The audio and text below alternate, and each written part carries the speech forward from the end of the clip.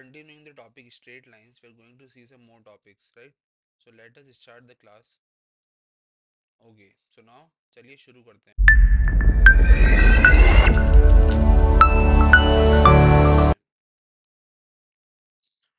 So lecture number 7.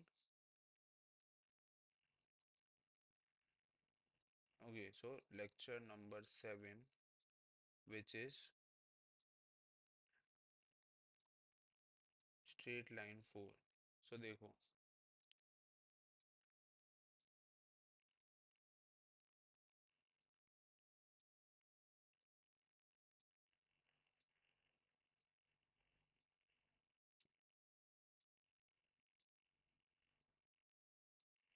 Okay, so now it is. So we are going to see the topics, namely distance, distance between two parallel lines,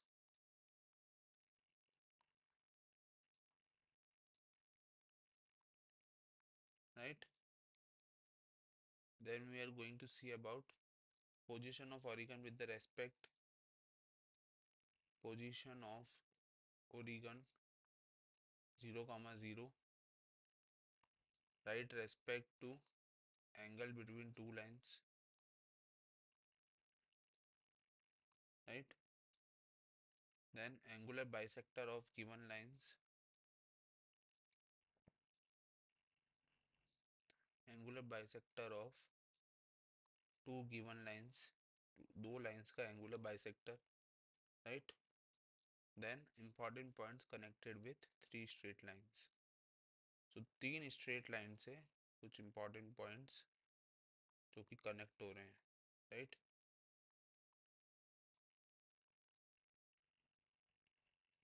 Okay, so now let us see the basic concept first.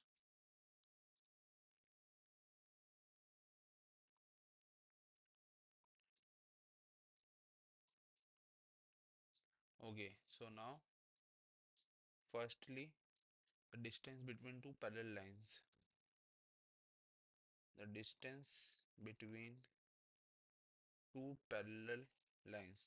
तो देखो lines की equation है ए X one ए X plus B Y. देखो अगर lines parallel है तो coefficient तो क्या है, सेम ही है, बस जो कांस्टेंट है वो अलग है, राइट? तो A X plus B Y plus C two बराबर जीरो. ठीक है, तो इसके बीच का डिस्टेंस गिवन होता है C one minus C two under root of A square plus B square का मोड. ठीक है ना, ये मोड के इससे अपन डिस्टेंस कैलकुलेट करते हैं. ठीक है ना. और देखो मैंने जैसे बात करी थी कोफिशिएंट के बारे में, राइट? तो क्योंकि coefficient of X and Y, coefficients of X and Y made identical, उसको अपन ने आइडेंटिकल रखा है. क्यों रखा है? To distance between the two parallel lines को फाइंड करने के लिए, डिस्टेंस को फाइंड करने के लिए अपन ने कोफिशिएंट्स को आइडल रखा है, राइट?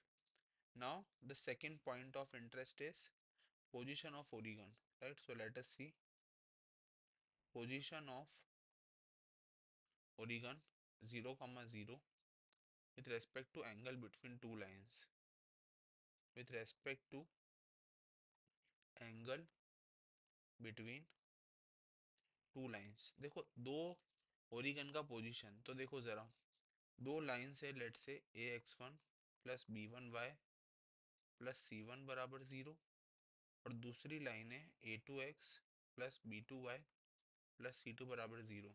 ठीक है, उसके लिए दो स्टेप फॉलो हो रही है. दो स्टेप में सॉल्यूशन जो है पोजीशन आएगी जिसमें C1 और C2 सेम साइन के हैं. ठीक है ना, make in mind that C1 and C2 are of same sign, that is C1 C2 is greater than zero. ठीक है ना. तो देखो स्टेप वन क्या है, स्टेप वन क्या है बच्चों? स्टेप वन ये कह रही है कि अगर A1 A2 plus B1 B2 ये प्रोडक्ट ग्रेटर देन जीरो है, देन ओरिगन, पोजीशन क्या है ओरिगन की? Then origin origin lies in obtuse angle, basically greater than 120 degree. So obtuse angle में लाई करेगा, ठीक है। वहीं पे स्टेप टू क्या है, if A1 A2 plus B1 B2, अगर ये जीरो से कम आया, नेगेटिव वैल्यू आई, then origin lies in acute angle, मतलब वो पोजीशन जो है वो एक्यूट एंगल में लाई करेगी, मतलब लेस देन 90 डिग्री में ओरिगन जो है वो लाई करेगा, ठीक है। Now the third point comes is the angular bisector of two given lines. देखो angular bisector of two given lines, angular bisector कैसे निकालेंगे, जहाँ पे लाइन की इक्वेशन बच्चों, लाइन की इक्वेशन है A1x plus B1y plus C1 बराबर जीरो, और दूसरी लाइन की इक्वेशन है A2x plus B2y plus C2 बराबर जीरो। तो अपने को एंगुलर बाइसेक्टर निकालना है। तो देखो सबसे पहले इसको फिगरिकली समझते हैं। तो देखो ज्योमेट्रिकली समझते हैं। तो देखो अगर दो लाइन से, लेट से ये लाइन है L1 और ये लाइन है L2, राइट। तो इससे निकलने वाली जो पैरेलल लाइंस होगी, बेसिकली एंगल बाइसेक्टर, इसको बाइसेक्ट करने वाली ये लाइन और ये लाइन, ठीक है बेसिकली। तो इसका फॉर्मूला क्या होगा बच्चों, इक्वेशन का फॉर्मूला क्या होगा, इक्वेशन का फॉर्मूला होगा A1x plus B1y plus C1 divided by A1 square plus B1 square, this is equal to plus minus of A2x plus B2y plus C2 upon under root of A2 square plus B2 square, right. इस तरीके से ली, जहाँ पे अपन late करके चल रहे हैं कि C1 C2 हमेशा ग्रेटर देन जीरो है, राइट। सो यहाँ पे ये है, ठीक है। तो ये हुआ एंगुलर बाइसेक्टर की equation of the line, right. Now so now the point comes, important points related to three straight lines, some important points connected with three straight lines। देखो, तो देखो कंडीशन, कंडीशन ऑफ कॉन्करेंसी सबसे पहला क्या है, condition of concurrency, concurrent lines है ना, concurrency of three lines, concurrent lines मतलब line on the same plane, right. So देखो कॉन्करेंसी के लिए क्या है, let the equation of, equation of these three given lines, three given line की equation कैसी है बच्चों, A1x plus B1y plus C1 बराबर zero, A2x plus B2y plus C2 बराबर जीरो, एंड थर्ड इक्वेशन है A3x plus B3y plus C3 बराबर zero. सो ये line concurrent होगी, मतलब बेसिकली क्या कह रहा हूँ मैं, कि ये लाइन कॉन्करेंट होगी, ये लाइन कॉन्करेंट होगी if they pass through the common point, अगर ये कोई कॉमन पॉइंट से पास हो, ठीक है ना। कॉमन पॉइंट से कब पास होगी बच्चों, जब या तो point of intersection of two lines on the third, मतलब point of intersection of two lines, point of intersection of two lines lies on the third line, मतलब थर्ड लाइन के ऊपर पॉइंट ऑफ इंटरसेक्शन लाई करे, या फिर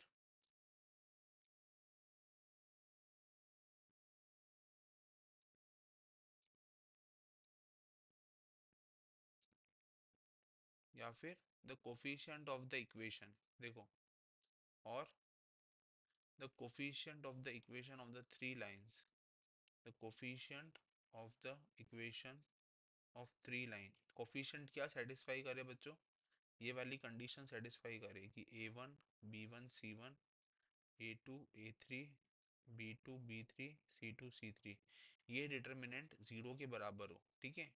या फिर एक और कंडीशन क्या है,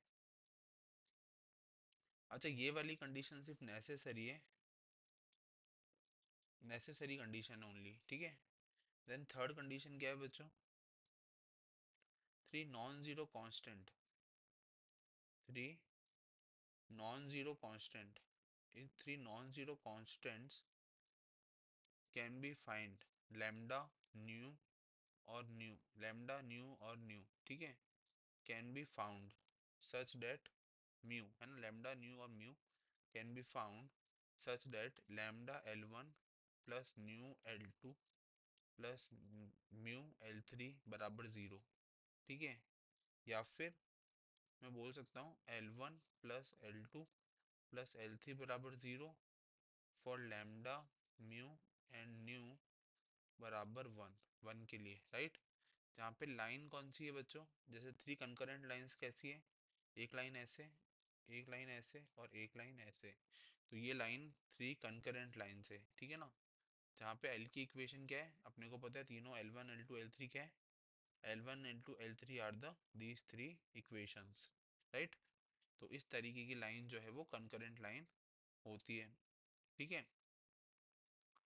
ठीक है, अब फोर्थ कंडीशन क्या है बच्चों, पॉइंट ऑफ इंटरसेक्शन की फोर्थ कंडीशन है कि तीनों लाइंस पैरेलल हो, ठीक है, तीनों लाइंस पैरेलल हो सच दैट थीटा बराबर 0 डिग्री और पाई डिग्री, ठीक है। तो थ्री पैरेलल लाइंस, ठीक है, three parallel lines they must be there जहाँ पे P Q is the minimum intercept, ठीक बात, ठीक है।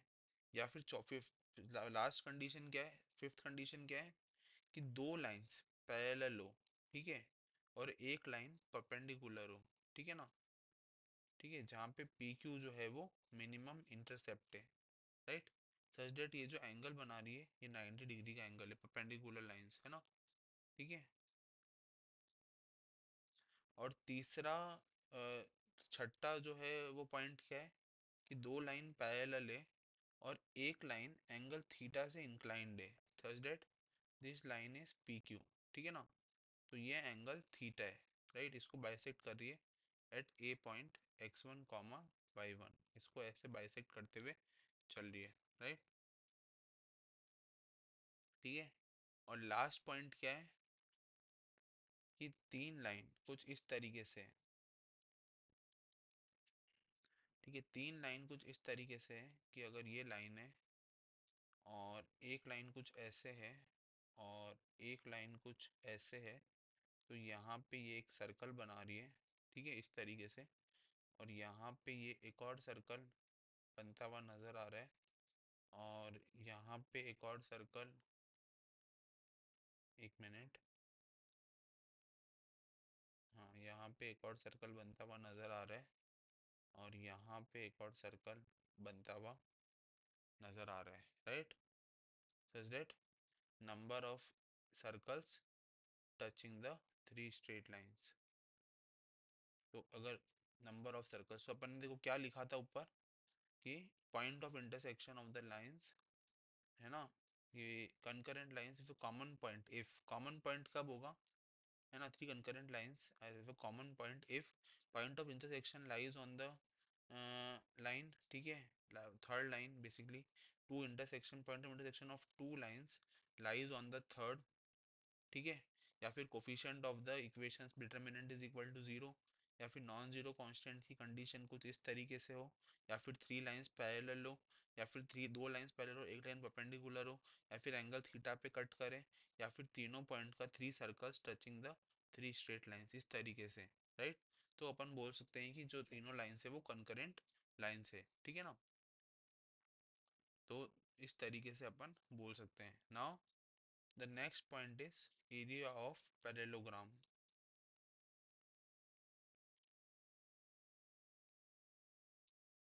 Area of parallelogram, right. So देखो, if P1 and P2 be the distance between the parallel sides, ठीक है ना, be the distance between parallel sides के बीच का डिस्टेंस है, देन ए बराबर P1 P2 divided by sin theta, where theta is the angle between two adjacent sides, adjacent side के बीच का, एडजेसेंट मतलब एक साइड से नेक्स्ट साइड, एडजेसेंट साइड के बीच का एंगल है, राइट। सो देखो, जैसे मैंने बताया, इसका डायग्राम देखते हैं। अगर ये पैरेललोग्राम में है, ठीक है, ये पैरेललोग्राम में, तो मुझे पता है कि ये एंगल थीटा है, एडजेसेंट साइड के बीच का एंगल, राइट। ये पॉइंट डी है, ये पॉइंट ए है, ये पॉइंट बी है और ये पॉइंट सी है। तो मुझे पता है कि P1 P2 the distance between two parallel lines है ना। तो ये डिस्टेंस 90 डिग्री पे, ठीक है, ये डिस्टेंस P1 है, ठीक है।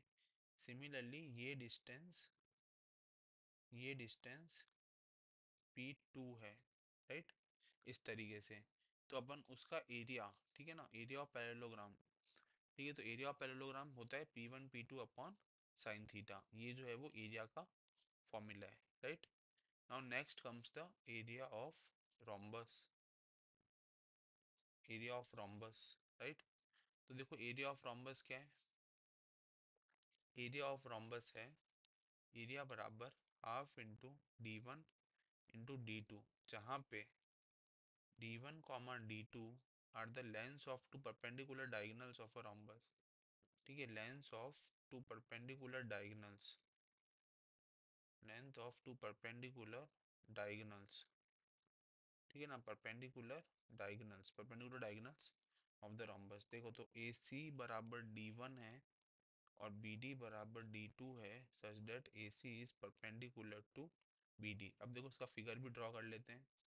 तो देखो अगर ये लेंथ AB है, ठीक है, और ये अगर ऐसे BC है, ठीक है, ये लाइन क्या है C, ठीक है, ये लाइन क्या है B, और ये लाइन है A, और इस तरीके से अगर रोम्बस खींचा हुआ है such that AC is not equal to BD, AC जो है वो BD के बराबर नहीं है, पर वो परपेंडिकुलर है आपस में, right.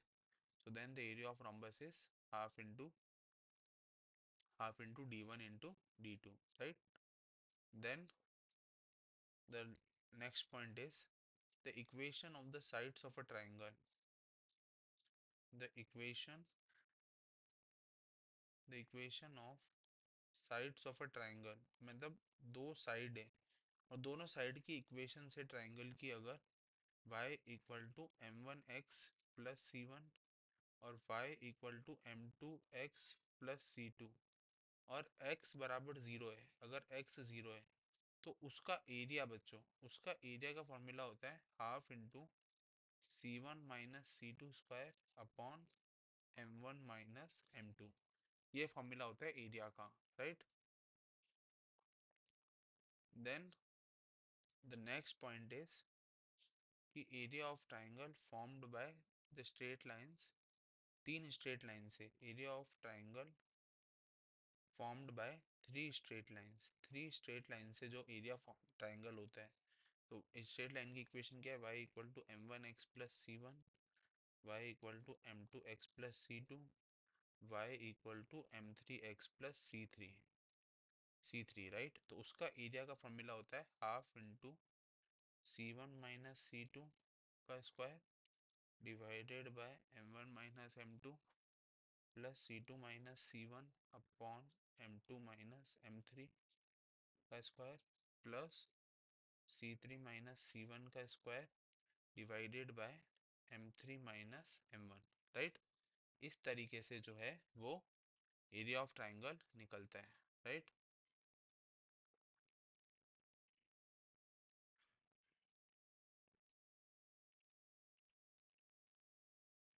Okay, so now this is all. अब लास्ट पॉइंट अपन कर देते हैं। Last point is equation of straight line, equation of straight line through given point, है ना। देखो मैं समझाता हूँ। बेसिकली अपन क्या फाइंड आउट करना चाह रहे हैं कि अगर ये है ये, ठीक है, तो अगर equation of straight line through given point inclined angle theta to a given line, मतलब इक्वेशन ऑफ स्ट्रेट लाइंस, दो स्ट्रेट लाइन है अपने पास। कौन कौन सी स्ट्रेट लाइन है बच्चों, ये और ये दो स्ट्रेट लाइन है। ये दो स्ट्रेट लाइन एक common angle y equal to M X plus C से पास हो रही है such that at a common point P, इससे निकल रही है, राइट। और ये एंगल थीटा है। तो ऐसे दोनों लाइन की इक्वेशन उसका फॉर्मूला होता है y माइनस वाई वन बराबर m plus tan theta upon one minus m tan theta, उसका स्लोप होता है ये, ठीक है। और y माइनस वाई वन बराबर m minus tan theta upon one plus m into tan theta, right, ठीक है, into x minus x one, right. इस तरीके से दोनों स्ट्रेट लाइन का इक्वेशन जो है वो निकाली जाती है। तो इस लेक्चर में इतना ही, मिलते हैं नेक्स्ट लेक्चर में नए टॉपिक के साथ। टिल देन बने रहिए और देखते रहिए मैथमेटिक्स एंड आईटी पाठशाला। Thank you so much and have a nice day.